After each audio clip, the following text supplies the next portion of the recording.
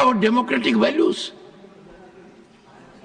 Looking to the enormity and gravity of the situation, I reserve my ruling on certain situations that have happened during his address and will give my ruling.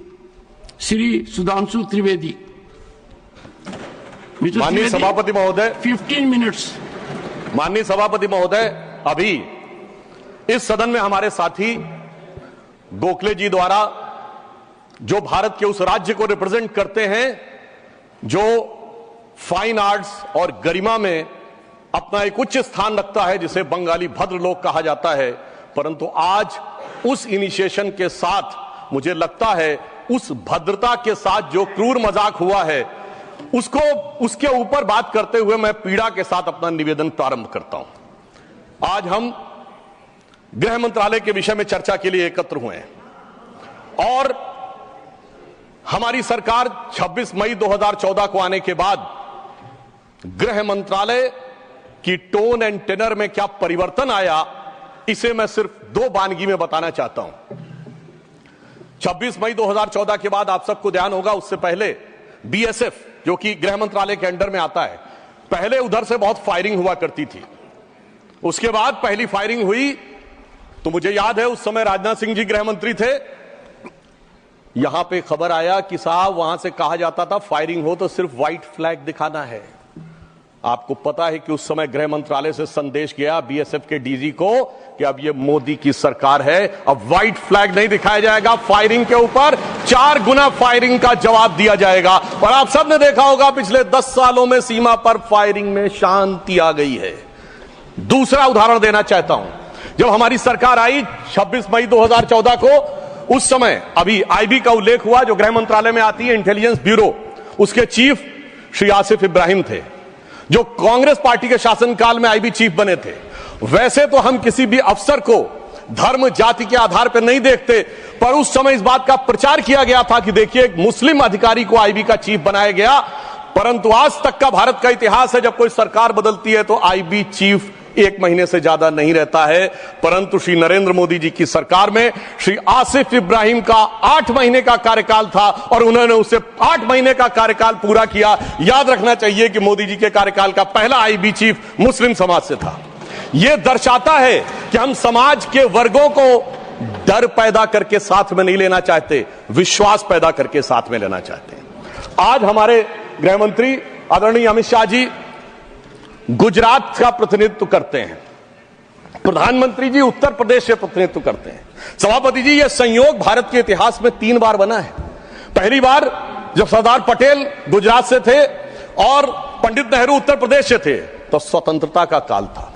दूसरी बार लाल कृष्ण आडवाणी जी गृह मंत्री थे और अटल बिहारी वाजपेयी जी उत्तर प्रदेश से थे, तब भारत ने 21वीं सदी में प्रवेश किया था। आज जब अमित शाह जी गुजरात से हैं और मोदी जी यूपी से हैं, तो भारत ने अमृत काल में प्रवेश किया है। अर्थात मैं कह सकता हूं काल के कपाल पर, भारत के भाल पर कुछ तो नया होने वाला है और कुछ ना कुछ तो नया हुआ है, उसे आज समझने की जरूरत है। अब मैं बताना चाहता हूं कि गृह मंत्रालय ने इस दरमियान किस किस प्रकार से कार्य किए। मैं 3 प्रकार के कार्य बताना चाहता हूं। एक, वो कार्य जो पिछली सरकारें भी कर रही थी, वो हमने करके दिखाया। दूसरा, वो कार्य जो पिछली सरकारें कर ही नहीं सकती थी, सोच नहीं पाई, वो करके दिखाया।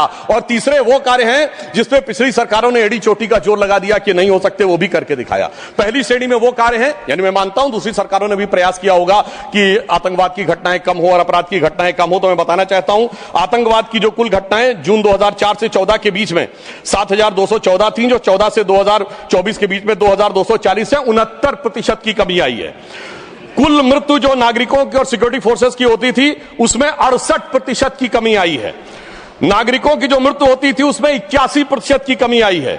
सिक्योरिटी कोर्सेस में जो फोर्सेस की जो मृत्यु होती थी उसमें 46% की कमी आई है। और मैं एक महत्वपूर्ण बात बताना चाहता हूं, स्टोन पेल्टिंग के इंसिडेंसेस 2010 में 2654 थे, अब 0 हैं। ऑर्गेनाइज हड़ताल 0 है, स्टोन पेल्टिंग 0 है, स्टोन पेल्टिंग में जख्मी होने वाले 0 हैं। सभापति महोदय, पत्थर पड़ने के दौर खत्म हो गया, मगर अगर किसी की अकल पे पत्थर पड़ा हो तो उसे बदला हुआ नजारा नहीं दिखाई पड़ता। इसलिए मैं कहना चाहता हूं, चश्मा उतारो फिर देखो यारो, दुनिया नई है चेहरा पुराना। महिला सुरक्षा के लिए एक अलग प्रभार बनाया गया। 2018 में इंटीग्रेटेड हेल्पलाइन बनाई गई और 181 हेल्पलाइन को राज्यों और केंद्र शासित प्रदेशों के साथ जोड़ा गया। फोरेंसिक को मजबूत करने के लिए प्रदेश में डीएनए विश्लेषण और साइबर फोरेंसिक की लैब्स भी बनाई गई। मॉडर्नाइजेशन करने के लिए 80 करोड़ की एक अलग मंजूरी दी गई। फोरेंसिक इकोसिस्टम को बेहतर बनाने के लिए 7 नई फोरेंसिक प्रयोगशालाएं बनाने की बात हुई, और जिसमें यूपी, बिहार, उड़ीसा, राजस्थान, छत्तीसगढ़, तमिलनाडु और केरल में, और इसके अतिरिक्त पुणे, गुवाहाटी, भोपाल और कोलकाता की लैब्स को और इंप्रूव करने का कार्य किया गया। ये वो कार्य है जो पिछली सरकारों ने सोचा नहीं था वो कर पाए। मैं उदाहरण देना चाहता हूं। एक है सीएए का उदाहरण अभी हमारे साथी ने दिया। मैं याद दिलाना चाहता हूं, इसी संसद में एक वो दौर था जब इनकी नेता ममता बनर्जी जी ने भारत के इतिहास में इकलौती बार जब चेयर के ऊपर फाइल फेंकी थी, किस बात को लेकर कि बांग्लादेशी घुसपैठियों के बारे में चर्चा करने का मौका नहीं दिया जा रहा है। और आज मैं कहना चाहूंगा कितना बड़ा बदलाव दिखता है कि जिन लोगों ने इतना बड़ा कार्य किया था वो आज कितना पीछे हट गए। इसे कहते हैं कि वक्त के साथ इंसान कैसा बदलता है। सीए पे मैं कहना चाहूंगा, सीए गृह मंत्रालय का विषय है, नागरिकता, और ये एक संसद के द्वारा पारित कानून था, परंतु राज्य विधानसभाओं ने उसके खिलाफ प्रस्ताव पारित कर दिया। यह सरासर कानून का उल्लंघन था, सरासर संविधान का उल्लंघन था, और मैं कह सकता हूं इसके द्वारा संविधान खतरे में था। दूसरा मैं उदाहरण देना चाहता हूं, यूएपीए का चेंज किया गया, यानी अब केवल एक संगठन आतंकवादी नहीं होगा, कोई व्यक्ति आतंकवादी होगा तो उसको भी आतंकवादी माना जाएगा। एनआईए एक्ट में आतंकवाद की परिभाषा स्थापित की गई। मृत्यु दंड पर यह संशोधन किया गया कि क्षमा याचना केवल संबंधित व्यक्ति ही कर पाएगा, दूसरा नहीं कर पाएगा। आपदा के लिए विशेष धनराशि की व्यवस्था की गई, और नक्सलवाद को समाप्त करने में अभूतपूर्व सफलता हमें मिली है। अभी दिसंबर के महीने में हमारे गृह मंत्री अमित शाह जी नक्सलवाद प्रभावित क्षेत्र में सीआरपीएफ के कैंप में पूरी रात गुजार कर आए हैं। जो लोग ये कहने का प्रयास करते हैं कि इसको डर और किससे वो, उससे उनको समझने का प्रयास करना चाहिए। अब वो दौर चले गए सभापति महोदय। मुझे याद है 6 अप्रैल 2010 को दंतेवाड़ा में 76 सीआरपीएफ के जवान शहीद हो गए थे, और उसके बाद ऐसे समाचार आते थे कि देश के कुछ विश्वविद्यालयों में शहीद जवानों के प्रति नहीं, नक्सलवादियों के समर्थन में कार्यक्रम हो रहे थे। वो दौर अब समाप्त हो गया। अब तीसरी श्रेणी में बताना चाहता हूं, वो काम आते हैं, किए हैं गृह मंत्रालय ने, जो पिछली सरकारें कहती रही कि ये नहीं हो सकता, नहीं हो सकता, वो करके दिखाया। धारा 35A, धारा 370। मैं कह सकता हूं जब सरदार पटेल गृह मंत्री थे, राज्यों का महकमा उनके पास था, वो कश्मीर की कसक जो रह गई थी, वो कसक अगर आज समाप्त हुई है तो अगस्त 2019 में अमित शाह जी के शासनकाल में वह समाप्त हुई है। मैं कहना चाहता हूं, श्यामा प्रसाद मुखर्जी जी ने पहला बलिदान दिया था रावी के तट पर 26 जनवरी 1930 को। कांग्रेस के लाहौर अधिवेशन में स्वराज्य की शपथ ली गई थी, पर वो शपथ अधूरी रह गई थी। तो सरदार पटेल के दिल में कसक थी, श्यामा प्रसाद मुखर्जी जी का बलिदान था, और अटल जी के दिल में वेदना थी। उन्होंने कहा था 15 अगस्त का दिन कहता आजादी अभी अधूरी है, सपने सच होने बाकी हैं, रावी की शपथ न पूरी है। परंतु वो शपथ किसने पूर्ण की? प्रधानमंत्री श्री नरेंद्र मोदी जी के नेतृत्व में हमारे वर्तमान गृह मंत्री श्री अमित शाह जी ने उसको पूरा किया। और इसी के साथ मैं एक पंक्ति में कहना चाहूंगा, इतना बड़ा परिवर्तन भारत के इतिहास में आया कि अपनी सरकार की तरफ से और प्रधानमंत्री जी की तरफ से कि दर्द की रात गई, गम के जमाने भी गए, और मोदी जी के हिम्मत से कई दाग पुराने भी गए। इसके अलावा जो कश्मीर में बड़ा परिवर्तन आया, मैं एक उदाहरण बताना चाहता हूं। अभी हमारे साथी ने डर का उल्लेख किया, तो मैं बताना चाहता हूं 10 सितंबर 2024 को भारत के पूर्व गृह मंत्री सुशील कुमार शिंदे जी का बयान था कि मैं गृह मंत्री के रूप में जाता था तो डल लेक में मैं गृह मंत्री के रूप में होता था, और डर के मारे उनकी क्या हालत होती थी, वह शब्द संसदीय नहीं है। तो मैं अपनी स्वरचित पंक्ति में कहना चाहूंगा, हमारे साथी सब समझ जाएंगे कि लहूलुहान थी घाटी और झेलम डरी हुई थी, खामोशियां रातों की दिन में भरी हुई थी, और दहशत का था वो आलम कि डल लेक घूमने में गृह मंत्री के पग के नीचे धरती फटी हुई थी। और आप समझिए आज हमारी स्थिति यह है कि हमारे गृह मंत्री वो हैं जिनको देखकर आतंकवादियों की छाती फटने लगती है, और आतंकवाद के समर्थन करने वालों के छाती में दर्द होने लगता है। सभापति जी, मैं कहना चाहता हूं, उनकी सरकार और हमारी सरकार में यह अंतर था जो भारत की परंपरा में है। उन्होंने बहुत दिन नाग पंचमी की, नागों को दूध पिलाया, हमने जन्मेजय का नाग यज्ञ करके दिखाया जिसमें सारे नाग आकर समाहित हो गए। तो मैं एक पंक्ति में कहना चाहूंगा, कश्मीर घाटी को लहूलुहान करने वालों सुनो, एक भी शहीद हुआ जवान नहीं भूले हैं, और दूध भी पिलाते हैं परंपरा हमारी मित्र, किंतु नाग यज्ञ का विधान नहीं भूले। और मैं ये कहना चाहता हूं, दूसरा उदाहरण, एक सिर्फ दूसरा उदाहरण, हमारे कांग्रेस के युवा नेता जिन्होंने तथाकथित भारत यात्रा निकाली, उसी कश्मीर कहते हैं कि हालात नहीं बदले। इस पूरे देश ने वो दृश्य देखा जब भैया और बहन दोनों सुरक्षित वातावरण में मधुर मनोभावों के साथ बर्फ के गोले के साथ खेलते नजर आ रहे थे। और ये वही कश्मीर था जहां उनके गृह मंत्री के पैर के नीचे धरती फटी जा रही थी। इतना बड़ा बदलाव भी दिखाई नहीं पड़ता। मैं पूछना चाहता हूं मेरे भाई कि अगर आप ये कहना चाहते हैं वही कश्मीर था जहां ऐसा इसके झंडे दिखाई पड़ते थे, जहां पाकिस्तान जिंदाबाद के नारे दिखाई पड़ते थे, वहां पर अगर आरजी और पीजी दोनों एक साथ सुरक्षित थे, एसजी भी खुश रही होंगी, मुझे लगता है जीजा जी को भी खुशी का एहसास होना चाहिए। मैंने किसी का नाम नहीं लिया है। और इसके लिए गृह मंत्री जी को साधुवाद देना चाहिए कि कश्मीर में इतना बड़ा बदलाव देखने को मिला है, कम से कम इतना तो करना चाहिए। और मैं अपने साथियों से कहना चाहूंगा, जो उनके नेता बोलते हैं डरो मत, हकीकत का सामना करो कि कितना बदलाव आया है, इसको स्वीकार करो, डरो मत। डरने का काम देश के विरोधियों के लिए छोड़ दो हमारी सरकार ने। इसके अलावा हमारी सरकार के समय में इंडियन पैनल कोड को भारतीय न्याय संहिता के रूप में जो बदलाव किया गया, वो एक महत्वपूर्ण बात है। परंतु मैं सभापति महोदय यह भी बताना चाहूंगा कि जब भी किसी चीज की तुलना हो तो तुलनात्मक होनी चाहिए।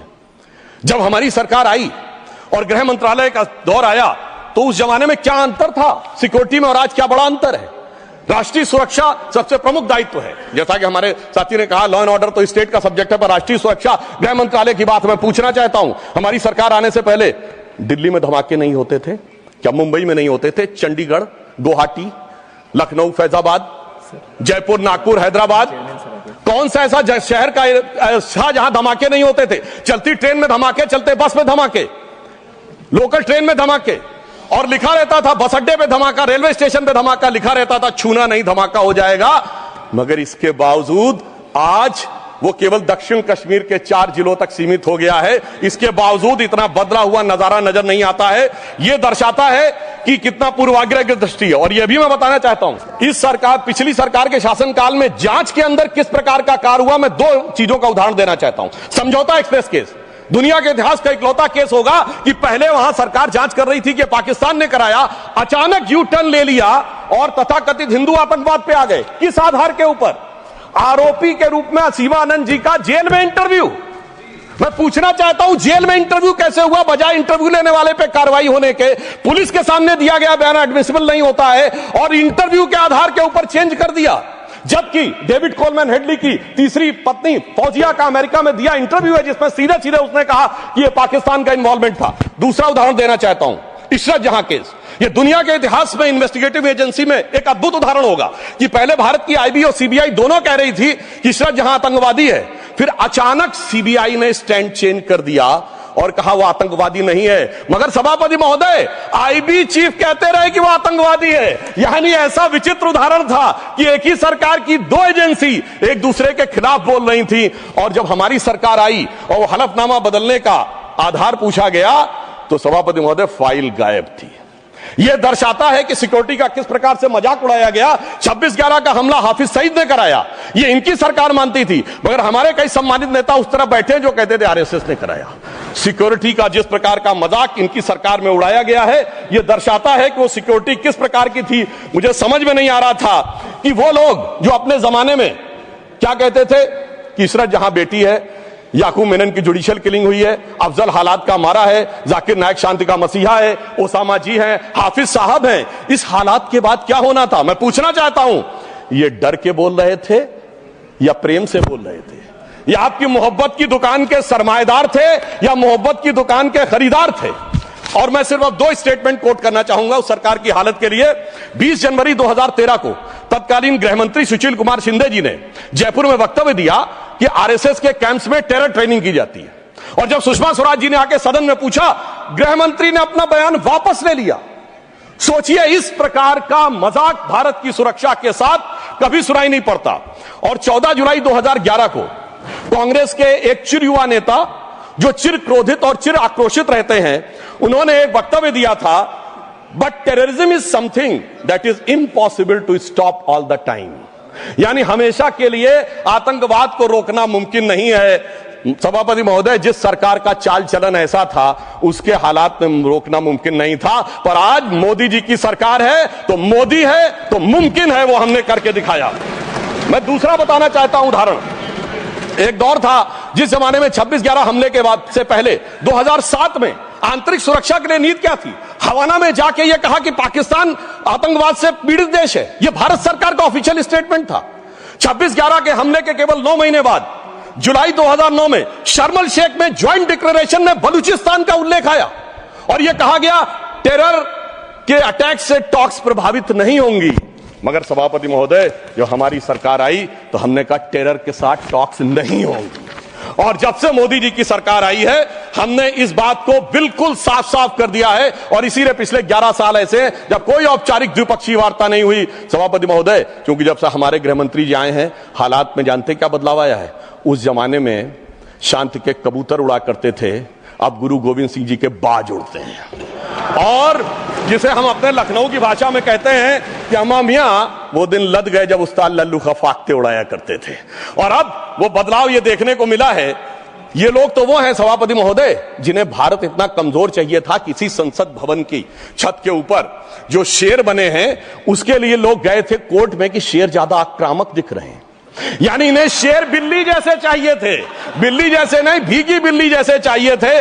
परंतु शायद ये भूल गए कि हमारे प्रधानमंत्री जी और गृह मंत्री जी गुरु गोविंद सिंह जी से भी प्रेरणा लेते हैं, शिवाजी महाराज से भी प्रेरणा लेते हैं, महाराणा प्रताप से भी प्रेरणा लेते हैं। और उनकी तरफ से हमारी नीति के लिए कहना चाहूंगा कि मन में है धैर्य और तन में प्रचंड शौर्य, बन चंद्रगुप्त मौर्य प्रलय मचाएंगे। और महाराणा और शिवा की संतति कहाते हम शीश कट जाए भले झुकने ना पाएंगे। और बार बार छेड़िए ना भारत स्वाभिमान को, अन्यथा बाद में बहुत पछताएंगे। सौगंध मां भवानी की उठेगी ललकार, जब आपके घरों पे चील कौवे मंडराएंगे। और ये आपने देखा, ये बालाकोट में भी दिखा, ये सर्जिकल स्ट्राइक में भी दिखा। और तब हमारे विरोधी क्या कहते थे? आदमी मरे थे कि कौवे मरे थे, पेड़ गिरी थी कि बिल्डिंग गिरी थी। इस प्रकार के मजाकिया बात करने वाले लोगों को मैं बताना चाहता हूं कि भारत की व्यवस्था, अभी एक विषय का उल्लेख आया हमारे साथी ने, मैं एक बात पूछना चाहता हूं। वोटर डुप्लीकेशन की बात हमारे विरोधी उठाते हैं। मैं कहना चाहता हूं, अगर वोटर डुप्लीकेशन की बात करना चाहते हो तो पहले सिटीजनशिप डुप्लीकेशन तो क्लियर कर लीजिए। क्यों नहीं एनआरसी के लिए हां बोल देते हैं, उसके बाद यह मुद्दा ही खत्म हो जाएगा। भाई, जब आप कह रहे हैं कि वोटर्स को लेकर आपके मन में संदेह है तो एक बार एनआरसी करवा दीजिए, दूध का दूध पानी का पानी। मगर सभापति महोदय, एनआरसी क्यों नहीं करानी है? उसका कारण यह है कि पिछले चुनाव में सबसे बड़ी जीत कहां पे हुई है? असम की धुबरी सीट पे कांग्रेस के नेता रकीबुल हसन 10,25,000 से जीते हैं। और असम के जो हमारे साथी यहां बैठे होंगे, धुबरी को मिनी बांग्लादेश कहा जाता है।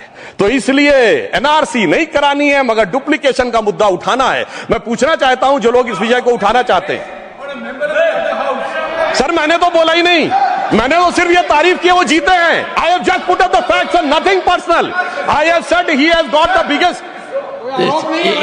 सर, हमने तो सिर्फ एक डाटा बताया है। Sudhanshu ji, take your seat. Honourable members, एक second, 1 second. Honorable members, my very extensive ruling is there that this House, the Council of States, is well within its rights to discuss conduct of any person, including member of that House. Not, I will look into it. Look at 1 second. One second. Honorable HM.